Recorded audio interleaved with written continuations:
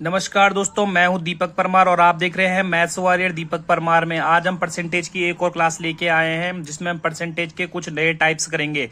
आज का जो हमारा सबसे इंपॉर्टेंट टाइप्स रहेगा इनकम वाला question. Income based question exam में हर एग्जाम में आते हैं, तो आपको वीडियो में एंड तक बने रहना है, ठीक है। तो चलिए शुरू करते हैं आज की परसेंटेज की क्लास को, ठीक है। तो हम सबसे पहले जानते हैं इनकम। इनकम क्या होती है? इनकम आपकी बनती है दो चीजों से। इनकम दो चीज पर डिपेंड करती है, आपकी एक्सपेंडिचर और सेविंग पर। आप कितना खर्चा करते हैं, आप कितना बचाते हैं, इन दोनों को जब कंबाइंड करेंगे तो वो आपकी इनकम बनती है, ठीक है। सपोज दैट आप 100 रुपए कमाते हो, ठीक है। उसमें से आप 20 रुपए खर्चा करते हो और 80 रुपए आपकी सेविंग होती है, तब जाके वो 100 बनती है। बनती है कि नहीं बनती है? देखो, आपके पास 100 रुपए था, ये आपकी इनकम है, सपोज दैट करना है, ठीक है। और 20 रुपए आपने खर्चा कर दिया। अब 20 रुपए खर्चा कर दिया तो आपकी बचत क्या बन जाएगी? 100 में से 20 खर्च कर लिए तो 80। अब वही चीज अगर आपकी 80 सेविंग है और 100 रुपए में 80 सेविंग है, तो आपने खर्चा कितने किया? 20 किया, ठीक है। ठीक है, तो इनकम बराबर जो बनता है वो बनता है एक्सपेंडिचर प्लस सेविंग, या आय बराबर खर्च प्लस बचत। तो चलो अब हम इसको सीधे सवाल से समझते हैं, ठीक है। और आपको वीडियो में लास्ट तक बने रहना है, क्योंकि सारे के सारे क्वेश्चन इंपॉर्टेंट है और एग्जाम बेस्ड क्वेश्चन है। क्योंकि इनकम पर जो क्वेश्चन बनते हैं ना, वो सारे हर पेपर में आता है और हर बार आता है पेपर में। तो चलिए ज्यादा देर न करते हुए सीधे क्लास को स्टार्ट करते हैं। तो आज का पहला सवाल आपकी स्क्रीन पर जैसा आपको दिख रहा होगा, यदि किसी कर्मचारी की आय 72,000 रुपए है, वह जो राशि खर्च करता है उसकी बचत से 40% अधिक है, इसलिए उसकी बचत कितनी है? तो इसमें आपको सिर्फ एक चीज ध्यान रखनी, जो मैंने आपको बताया था। आपने सिर्फ लिखना है सिंपल, इनकम बराबर एक्सपेंडिचर प्लस सेविंग, ठीक है। आपने इतना चीज लिखना है। और अब क्या करना है, उसमें क्या बोला है उसने कि उसकी जो बचत से 40% अधिक है। जो खर्च करता है, यानी जो उसकी जो खर्च है, खर्च मतलब एक्सपेंडिचर, उसके बचत से 40% अधिक है। समझ रहे हो? जो उसका खर्च है उसका 40% अधिक है। यानी अगर मैं बोलूंगा सेविंग कहीं 100 थी, तो खर्च कितना हुआ होगा? 140 हुआ होगा। हुआ कि नहीं होगा? काटो जरा रेशियो, हमें इसका रेशियो चाहिए। इसका आएगा 7, इसका आएगा 5। यानी सेविंग कहीं 5 रही होगी, तब जाके एक्सपेंडिचर 7 हुआ होगा। अब देखो मैंने क्या बोला, इनकम किससे बनती है? सेविंग प्लस एक्सपेंडिचर के मिला के, ठीक है। तो 7 + 5 12, ये रेशियो में आ रखे हैं 18, ठीक है। तुम चाहो तो इसमें एक जीरो अपनी तरफ से बढ़ा सकते हो, ठीक है। अब देखो, वैसे हमें बढ़ाने की जरूरत नहीं है, हमें सब चीज दिया हुआ है। अब बताओ आपकी सेविंग कितनी है? 5, एक्सपेंडिचर 7, इनकम 12। अब देखो वही बन गए ना, 40% अधिक है, तो 5 का 40% अधिक करेंगे तो 7 बन जाएगा, ठीक है। अब आपको दिया हुआ है कि कर्मचारी की इनकम कितनी दे रखी है? 72,000। अब यही 12 की जो इनकम की वैल्यू आपको दी हुई है, वो दी हुई है 72,000। अब ठीक है, 12 का मान 72,000, तो हमें क्या निकालना था? उसकी सेविंग निकालनी थी। सेविंग कितनी है? 5। जब 12 का मान 72,000, तो 5 का मान कितना होता है? 12 छक्का 72, यानी 6,000 का गुणा करेंगे, तो वही इनकम में भी क्या हो जाएगा, सेविंग में भी क्या हो जाएगा? 6,000 का गुणा हो जाएगा, तो कितना होगा? 30,000 रुपए, ठीक है। और सेम आपका क्या निकल जाएगा? ऐसी एक्सपेंडिचर निकलेगा। 7 छक्का 42,000, तो 42 और 30 72,000। तो यही आंसर है, सिर्फ इतना करना है आपको, ठीक है। तो चलो नेक्स्ट क्वेश्चन की तरफ चलते हैं। अब देखो नेक्स्ट क्वेश्चन आपको क्या दिया हुआ है कि रमन अपनी आय का 75% खर्च करता है। यदि उसकी आय 20% बढ़ जाती है और उसका व्यय 10% बढ़ जाता है, तो रमन की बचत में कितने % की वृद्धि होगी? अब हम इसको दो प्रकार से करेंगे, ठीक है। पहला होगा फर्स्ट मेथड, जिसको हम करेंगे सिंपल करेंगे, बेसिक से जिसको हम करते आ रहे हैं, ठीक है। और सेकंड करेंगे हम एलिगेशन। वैसे मैं एलिगेशन की क्या करूंगा कि एलिगेशन वाला चैप्टर आपको अलग से कराऊंगा, जिसमें कुछ एलिगेशन के क्वेश्चन होंगे सारे बुक से। मैथमेटिक्स के जितने भी क्वेश्चन एलिगेशन टाइप्स होते हैं, उसको हम सारे एलिगेशन में करेंगे, ठीक है। तो चलो यहाँ पे पहला मेथड लगाते हैं, जो हमने अभी किया ही है। उसमें क्या बोला गया है कि रमन अपनी आय का 75% खर्च करता है। देखो जब इनकम वाला क्वेश्चन आएगा तो सिंपल सबसे पहले यही चीज लिखनी है। जो इनकम होती है वो क्या होती है? एक्सपेंडिचर प्लस सेविंग, यानी आय बराबर खर्चा प्लस बचत, ठीक है। अब क्या करना है, वो रमन क्या लिखा था? रमन अपनी आय का 75% खर्च करता है। अब देखो खर्चा मतलब एक्सपेंडिचर। अब अगर रमन अपनी आय का 75% खर्चा कर रहा है, तो उसकी इनकम माइनस 100 है। हमने मान रखी, इनकम को हम 100 मानेंगे, उसकी इनकम 100 है, उसमें 75% खर्चा करता है, तो उसकी सेविंग कितनी हो जाएगी? 25 हो जाएगी। समझ रहे हो? सेविंग 25 होगी, एक्सपेंडिचर 75 होगा, तब जाके इनकम 100 बन जाएगी। ठीक है, तो अब क्या करना है, उसकी आय 20% बढ़ जाती है, इनकम को 20% बढ़ाना है। आप चाहो तो इसको 120 भी लिख सकते हैं, या आप सिर्फ इंक्रीज और डिक्रीज लिख सकते हैं। इंक्रीज कितने की हुई है, इंक्रीज या डिक्रीज जो भी होता है आपका, इंक्रीज डिक्रीज कितने का हुआ है? इंक्रीज कितने का हुआ है? आय में 20% इंक्रीमेंट हुआ है, आय में 20% इंक्रीज हुआ है, और व्यय में 10% बढ़ गया है। अब देखो 75 का 10% क्या होता है? 7.5 होता है। 75 का जो 10% होता है वो होता है 7.5। ठीक है, अब ये 7.5 है। अब देखो 20 इनकम बढ़ी, उसमें 7.5 एक्सपेंडिचर बचा, बढ़ा, तो सेविंग कितने की हुई? 20 में से 7.5 गए, तो सेविंग आई है यहाँ पे की बनी है 12.5 की। अब देखो 12.5 की सेविंग बनी हुई है। अब आपको क्या दिया है क्वेश्चन में कि रमन की बचत में कितने % की वृद्धि हुई। अब देखो पहले रमन की बचत कितनी थी? 25 थी, वृद्धि कितने की हुई है? 12.5 की, यानी कितने की वृद्धि हुई होगी? कितने की वृद्धि हुई होगी? 12.5 की वृद्धि हुई है। किस में हुई है? जो रमन की पहले बचत थी उसमें 12.5 की वृद्धि हुई है। कैसे निकालेंगे? इनटू में 100 करेंगे। अब मैं इस पॉइंट को हटाता हूँ, डिवाइड में 10 लगाता हूँ। ठीक है, 25 चको, 25 पंजे 125, इस जीरो से ये जीरो कटा, 10 पंजे 50, यानी कितने की वृद्धि हुई है? उसकी सेविंग में, उसकी सेविंग में 50% की इंक्रीमेंट हुआ है, 50% का। ठीक है, अब आपको सेकंड मेथड से बताते हैं, जिसको बोलते हैं एलिगेशन मेथड। ठीक है, चलो सेकंड मेथड से भी करते हैं इसको। सेकंड मेथड, अब देखो आपने एलिगेशन कैसे लगाना है, आपको सिर्फ यहाँ पे एक चीज़ ध्यान रखनी है कि एलिगेशन आय वाले, इनकम वाले क्वेश्चन पे कैसे लगता है। ठीक है, क्योंकि हर चैप्टर में एलिगेशन अलग अलग पॉइंट पे लगता है, तो आपने सिर्फ इतना ध्यान रखना है कि इनकम पे एलिगेशन कैसे लगता है, वो मैं आपको आगे बताऊंगा एलिगेशन चैप्टर में, कंप्लीट एलिगेशन। ठीक है, यहाँ पे सिर्फ आपने ध्यान रखना है इस क्वेश्चन को कैसे एलिगेशन से करेंगे। आप याद रखना, जब आप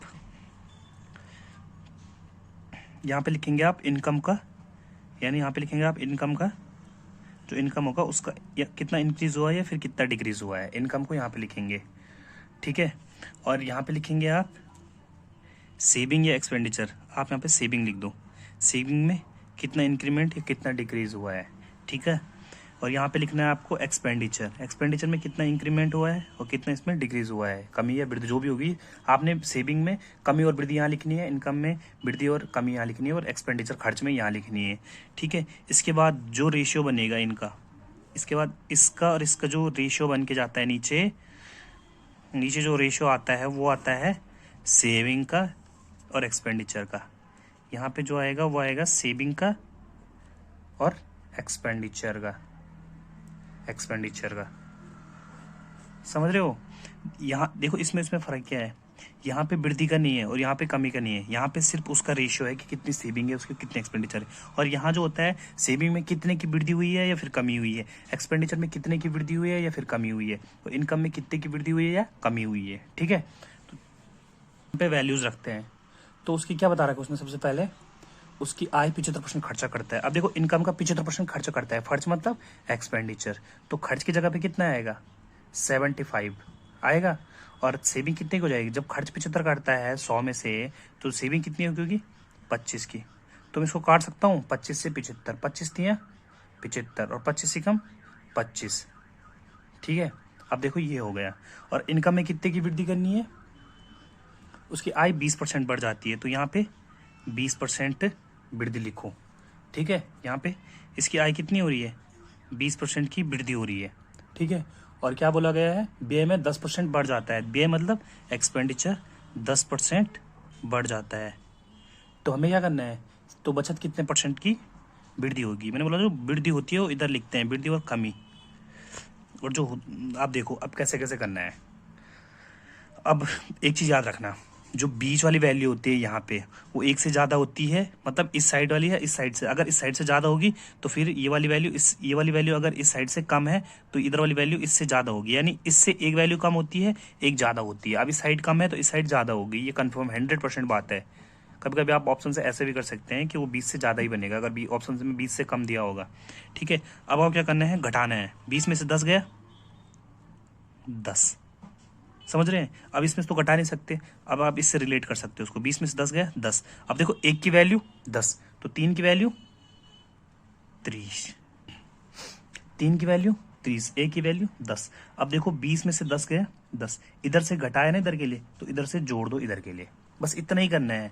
अभी शुरुआत है, अभी थोड़ा दिक्कत आएगी, लेकिन 10 और 20 और 10, 20 के साथ 30 जोड़ो 50 आ गया। उसकी सेविंग में कितने की, 50% की ये होगी, वृद्धि होगी। समझ रहे हो कैसे किया है। यहाँ पे लिखना है इनकम का परसेंट और कमी, यहाँ पे सेविंग की वृद्धि और वो, यहाँ पे एक्सपेंडिचर की वृद्धि और वो कमी। ठीक है, और यहाँ लिखना है सेविंग और एक्सपेंडिचर। अब उसने बोला एक्सपेंडिचर 75 था, 75% खर्च करता है, तो सेविंग 25 बन जाएगा, काट के 1:3 आएगा। ठीक है, 1:3 आया। इनकम में 20 की वृद्धि की, एक्सपेंडिचर में 10 की कमी की, और सेविंग में हमें सेविंग निकालना था कि कितने की वृद्धि और कमी हुई है, तो हमने लिखा 6% की। ठीक है, अब देखो इनकम 20 थी, ये 10 है, तो इसमें से घटा दिया इसको। मैंने बोला ना ये वैल्यू छोटी होगी ये बड़ी होगी, इससे एक छोटी होती है एक बड़ी होती है, तो इसको घटाने पर 10 बना, तो 1 की वैल्यू 10, तो 3 की वैल्यू 30। ठीक है, अब ये घटा के कम, ये कम, इसको कम करना है तो इधर घटाते हैं, लेकिन इधर इससे ज़्यादा बनेगी तो इधर जोड़ देते हैं। 30 और 20 50, तो निकल गए 50 आंसर।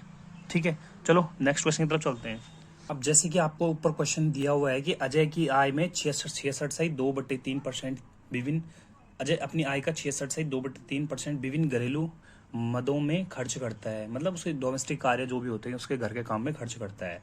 ठीक है, मतलब उसका खर्चा इतना। ठीक है, और उसकी आय 25% बढ़ जाती है और व्यय 20% बढ़ जाता है, तो उसकी बचत पर कितना प्रभाव पड़ेगा। इसको भी हम दोनों मेथड से करेंगे। तो चलो हम जो हमारा पहले मेन मेथड है जिसको हम करते हैं, जहाँ से हमारा सीधे दिमाग में आता है इनकम पर आधारित। तो इनकम पे जो पहला होगा हम करते हैं इनकम पे सीधे कैसे करते हैं, जो हमारा फर्स्ट वाला होगा इसको कैसे करते हैं हम सीधे, हम लिखते हैं इनकम बराबर एक्सपेंडिचर प्लस सेविंग। ठीक है, तो अब क्या करेंगे, 66/2/3। अब 66/2/3 का मान कितना होता है, 66/2/3 की जो वैल्यू होती है वो होती है कितनी, 2/3। ये मैंने पहली क्लास में बताया हुआ है। ठीक है, 2/3 यानी क्या बोल रखा है, अब देखो ऊपर क्वेश्चन पढ़ो आप, उसने लिखा हुआ है कि अजय जो है अपनी आय का 66/2/3 डोमेस्टिक खर्चा करता है, यानी घरेलू कार्यों में खर्चा करता है। आय का 2/3 यानी जो नीचे रहेगी वो आय होगी। ठीक है, आय का 2/3 बोले ना, इनकम का 2/3, ये ना देखो इनकम का जो है 2/3 क्या करता है, वो खर्चा करता है। अब देखो इसको सॉल्व करोगे तो इनकम का रेशियो आएगा ये वाला, इनकम का जो होता है नज़दीक वाला होता है, एक्सपेंडिचर का ये वाला, मतलब जो यहाँ पे होती है ना, यहाँ पे जिसका हम गुना करते हैं वो उसकी नीचे वाली वैल्यू बन जाती है, और ये 2 इधर जाएगा। ठीक है, तो ये रेशियो में होते हैं, यानी ये उसका रेशियो आ रहा है। तो हम क्या मान सकते हैं, इनकम को क्या करते हैं अपनी सुविधा के लिए 30 को 30 मानो, 300 मानो, जितने मान सकते हो तुम्हारी मर्जी है। मैं इसको क्या मानता हूँ, मैं इसको इनकम को 300 मानता हूँ। खर्चा कितने किया उसने, एक्सपेंडिचर 200 को किया, तब जाके सेविंग कितने की बनेगी, 100 की बनेगी 200 का खर्चा 100 की सेविंग 300। अब क्या बोला है क्वेश्चन में कि इनकम में क्या करता है, कितने की वृद्धि करता है, आय में 25% की वृद्धि करता है, आय में 25%। अब इसका 25% कितना होता है, 75, ये निकालना आना चाहिए आपको। 300 का 25% जैसा मैंने पहली क्लास में बताया हुआ है। और एक्सपेंडिचर में कितने की करता है, 20% बढ़ जाता है। 200 का 20% कितना होता है, 100 का 20% 20, 200 का 40, 20%, तो ये 40 हो जाता है। अब देखो 75 इनकम बढ़ा, 40 एक्सपेंडिचर बढ़ा, तो सेविंग कितनी हुई होगी, 35 हुई होगी, 35 बढ़ी है ना। तो क्वेश्चन में क्या बोला गया है, तो उसकी बचत पर कितना प्रभाव पड़ेगा, सीधे सीधे है कि बचत पर 35% प्रभाव पड़ेगा ना। 100 है उसका 35% बन रहा है, 100 में से इसमें 35% की वृद्धि नहीं हो जाएगी, होगी ना, तो सीधे सीधे क्या हो जाएगा आंसर, 35%। ठीक है, वैसे ये इस मेथड से ही ईजी बन रहा था, पर चलो फिर भी हम आपको दूसरे मेथड से बता देते हैं।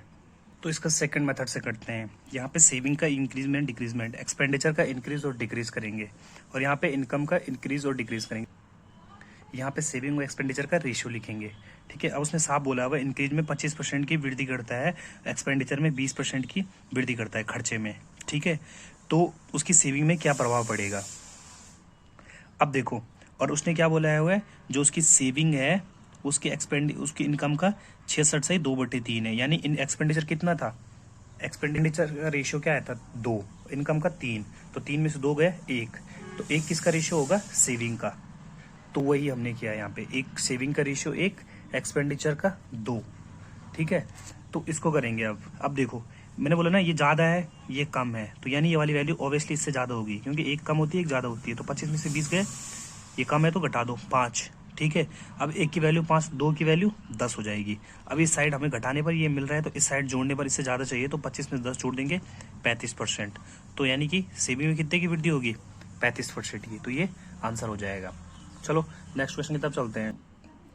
आपको क्वेश्चन क्या दिया हुआ है, नया क्वेश्चन, कि राधा अपनी आय का X% बचाती है और उसकी आय में 28% की वृद्धि तथा व्यय में 20% की वृद्धि हो जाती है, तो उसकी बचत में 40% की वृद्धि हो जाती है, तो x का मान ज्ञात कीजिए। राधा अपनी आय का X% बचाती है और उसकी आय में 28% की वृद्धि तथा व्यय में 20% की वृद्धि हो जाती है, तो उसकी बचत में 40% की वृद्धि हो जाती है, तो x का मान ज्ञात कीजिए। अब देखो इसको हम अगर इनकम वाले क्वेश्चन से करेंगे ना, इनकम बराबर एक्सपेंडिचर प्लस सेविंग से, तो वहां से हमारा थोड़ा बड़ा जाएगा। बड़ा किस जाएगा, दरअसल हमको क्या है यहाँ पे इनकम का और उसका रेशियो पता नहीं है शुरुआत में, पहले समझ रहे हैं, क्योंकि X% बचाती है ये बताया गया। अगर कुछ वैल्यू दी होती है तो हम डायरेक्ट उससे कर सकते थे, कर अब उससे भी सकते हैं, लेकिन क्वेश्चन उससे लंबा जाएगा, तो हम इसको सीधे सीधे सेकंड मेथड से करते हैं। ठीक है, इसको हम सीधे सीधे सेकंड मेथड से करेंगे। तो सेकंड मेथड क्या बोलेगा, पहले इंक्रीज और डिक्रीज करना है, किसका, एक्सपेंडिचर का करो चाहे सेविंग का करो, सेविंग का, और इधर पे आएगा इनकम का, इंक्रीज और डिक्रीज, और नीचे जो रेशियो आएगा वो आएगा एक्सपेंडिचर और सेविंग का। ठीक है, अब क्या दिया हुआ है कि उसकी आय में 28% की वृद्धि हो जाती है, उसकी इनकम में कितने की होती है 28% की वृद्धि हो जाती है। यदि उसकी व्यय में 20% की वृद्धि हो जाती है और बचत में 40% की, व्यय मतलब एक्सपेंडिचर में 20% की वृद्धि और सेविंग में कितना बता रखा है, यदि उसके व्यय में 20% की वृद्धि होती है तो उसकी बचत में 40% की वृद्धि हो जाती है। अब देखो उसकी बचत में 40% की वृद्धि हो जाती है। मैंने क्या बोला था, इधर करो, देखो एक वैल्यू ज़्यादा होगी एक कम होगी, 28 से एक कम है, 28 से ज़्यादा है, तो 28 में से 20 गए कितना आएगा 8 आएगा, 28 में से 40 गए कितना आएगा 12 आएगा। देखो एक जोड़ने पे आ रहा है, इधर से जोड़ेंगे, इधर से घटा के आ रहा है 20, इधर से जोड़ के आ रहा है 40, तो एक साइड नीचे से एक साइड जोड़ते हैं और नीचे से दूसरी साइड घटाते हैं, लेकिन ऊपर से जब हम करते हैं तो घटा के आते हैं नीचे। 40 में से 28 गए 12 और 28 में से 20 गए 8, तो जब बड़ा होता है तो बड़े से छोटा घटाते हैं और छोटे से बड़े से छोटा घटाते हैं। ठीक है, तो इस तरीके से होगा, यानी 8 और 12 आएगा, तो इसको काटो तो ये 3 देगा और ये 2 देगा। अब क्या बताया हुआ है, हमें x की वैल्यू निकालनी है, x मतलब सेविंग, उसकी बचत कितनी है। अब बचत दिया हुआ है 2, एक्सपेंडिचर 3, तो इनकम बच जाती है टोटल, जो इनकम आएगी यहाँ पे वो एक्सपेंडिचर प्लस सेविंग आएगा, तो इनकम कितनी हो जाएगी 5 की हो जाएगी, होगी। अब उसने बोला उसकी बचत कितनी है, और बचत किस पे होगी, इनकम पे होगी, तो 5 में कितनी बचत है 2 की बचत है, जो x की वैल्यू होगी ना वो 5 में कितने की बचत है 2 की बचत है, इंटू 100 करेंगे। अब इसको काटो 10 यानी 40%, जो x की वैल्यू आएगी वो 40% हो जाएगी। ठीक है, तो चलो नेक्स्ट क्वेश्चन की तरफ चलते हैं। तो अब जो हमारे नेक्स्ट क्वेश्चन रहेंगे वो रहेंगे किस पे, एग्जाम बेस्ड क्वेश्चन, यानी परीक्षा में कितने % नंबर लाए हैं, कितने से फेल हुआ, फेल पास्ट क्वेश्चन करेंगे हम। ठीक है, तो जो आपका नया क्वेश्चन रहेगा फेल पास्ट पर, वो आपको पहला क्वेश्चन ये रहा आपकी स्क्रीन पर जो आपको दिख रहा है। तो क्वेश्चन दिया हुआ है एक परीक्षा में उत्तीर्ण प्रतिशत 35% है। यदि 210 अंक प्राप्त करने पर एक छात्र 14 अंकों से अनुत्तीर्ण हो जाता है तो परीक्षा में अधिकतम अंक क्या थे, यानी वो पेपर कितने नंबर का था, पूरा मैक्सिमम बना हुआ है। ठीक है, और उसने क्या बोला हुआ है कि जो वो स्टूडेंट है वो क्या करता है, कितने नंबर लाता है 210 अंक प्राप्त करता है। उसने देखो किसी स्टूडेंट ने 210 नंबर लाए, अब 210 नंबर लाने के बाद भी वो कितने नंबर से फेल हो रहा है 14 नंबर से। अब देखो 210 नंबर लाए 14 नंबर से फेल हो रहे हैं, यानी 210 नंबर ला रखे हैं और 14 नंबर और लाता तो पास था ना, पास था। और यही पास कितना है दे रखा है परसेंटेज में 35% है, लिखा है ना उत्तीर्ण 35% है, एक परीक्षा में उत्तीर्ण प्रतिशत 35% है। और उसने बोला था 214 नंबर लाए 10 नंबर से फेल हो गया, 210 नंबर लाए 14 नंबर से फेल हो गया, 14 नंबर लाता तो पास हो जाता है, और वही पास कितना है 35% का। ठीक है, तो यानी जो 35% की वैल्यू कितनी दे रखी है 210 प्लस 14 यानी 224, जो है 35% की वैल्यू। तो हमें निकालनी थी मैक्सिमम। किसी परीक्षा में मैक्सिमम नंबर हमेशा 100% ही होता है, ठीक है। अब देखो 5 7 35, ठीक है, और 5 दूनी 10, ठीक है। अब इसको 7 से काटो, 7 3 21, कितना बचा 1, और 7 दूनी 14, 32 दूनी 64, 640 नंबर। उस एग्ज़ाम में मैक्सिमम नंबर कितने का था? 640 नंबर का वो पेपर था, ठीक है। तो चलो नेक्स्ट क्वेश्चन की तरफ चलते हैं। अब जो क्वेश्चन कर रहे हैं वो एग्जाम बेस से बहुत इंपॉर्टेंट है, क्योंकि ये कई बार पेपर में आ चुका है और पूछा जाता है बार बार। तो आपको क्वेश्चन क्या दिया हुआ है, जैसे कि आप देख रहे हैं ऊपर, कि जॉन को एक परीक्षा में 20% अंक प्राप्त होते हैं और वह 10 अंकों से अनुत्तीर्ण हो जाता है। उसी परीक्षा में जैक को 35% अंक मिलते हैं और वह न्यूनतम अंकों से 20% अधिक थे। तो उत्तीर्ण होने के लिए आवश्यक न्यूनतम अंकों का प्रतिशत ज्ञात कीजिए। जॉन क्या करता है? 20% अंक प्राप्त करता है। माना जॉन 20% अंक लाता है, ठीक है, और फिर भी वह कितने नंबर से उत्तीर्ण हो जाता है? 10 नंबर से, यानी 10 नंबर की कमी आ जाती है उसके उत्तीर्ण होने में, ठीक है। और जैक क्या करता है? 35% अंक लाता है। 35% अंक लाके भी क्या होता है, वो जो उसके 35% अंक होते हैं वो परीक्षा में अंकों से 20% अधिक थे, और वह कितने होता है? पासिंग मार्क्स से 20 नंबर ज़्यादा लाता है। पासिंग मार्क्स से ये 10 नंबर कम लाता है, ये 20 नंबर ज़्यादा लाता है। समझ रहे हैं? और आपको क्या करना है, देखो ऐसे ही करना है। अब देखो इन दो के बीच का डिफरेंस निकालो। 35 में से 20 गया 15%, ठीक है, और 20 और 10 इन दो का डिफरेंस कितना आएगा? 30 आएगा। मैं बता रहा हूँ कैसे आएगा। देखो आपने किसी परीक्षा में क्या हो रखा है, एक ने 20% ला रखी है और एक ने 35% ला रखी है, ठीक है, और बीच में कोई पासिंग लाइन होगी, क्योंकि इसने तो कम ला रखे हैं। इसने कितने ला रखे हैं? 5 से कम, माइनस 10 नंबर कम ला रखे हैं, और इसने कितने ला रखे हैं? ज़्यादा, प्लस 20 नंबर, 20 नंबर ज़्यादा लगे। अब देखो 20% और 35% के जो डिफरेंस होता है परसेंटेज का, वो कितना होता है? 15% होता है, ठीक है। और नंबर के हिसाब से कितने का डिफरेंस है? नंबर के हिसाब से देखो, यहाँ से पास होने के लिए 10 नंबर चाहिए, और ये यहाँ पास से कितना नंबर ज़्यादा है? 20 नंबर। तो 20 और 10 30, ठीक है, और परसेंटेज में 15%। तो फिर हमने ऐसे किया है यहाँ पे, 15% का मान 30, तो 1% का मान 1% का मान 2, यानी 1% का मान कितना आएगा? 2। और हमें क्वेश्चन में क्या दिया हुआ है कि न्यूनतम अंकों का प्रतिशत ज्ञात कीजिए उत्तीर्ण होने में, मतलब कितने परसेंट चाहिए उत्तीर्ण होने के लिए। अब देखो 20% तो उसने ला रखे थे और वो 10 नंबर से उत्तीर्ण हो रहा है, ठीक है, यानी 20% जो उसके आ रखे थे और वो 10 नंबर से उत्तीर्ण हो रहा है। 10 नंबर से उत्तीर्ण हो रहा है, 10 नंबर से अनुत्तीर्ण हो रहा है। तो यानी 1% का मान 2, तो 10% का मान 1% का मान 2 नंबर है, तो 10 नंबर का मान 5% होगा। 1% में 2 नंबर, तो 10% में, समझ रहे हो, मतलब 2 नंबर में 1% बन रहा है, 2 नंबर का 1%, तो 10 नंबर का 5% होगा ना। 2 का भाग देंगे 10 में तो 5% नहीं आ जाएगा, तो ये बन जाएगा 5%, यानी ये क्या हो जाएगा?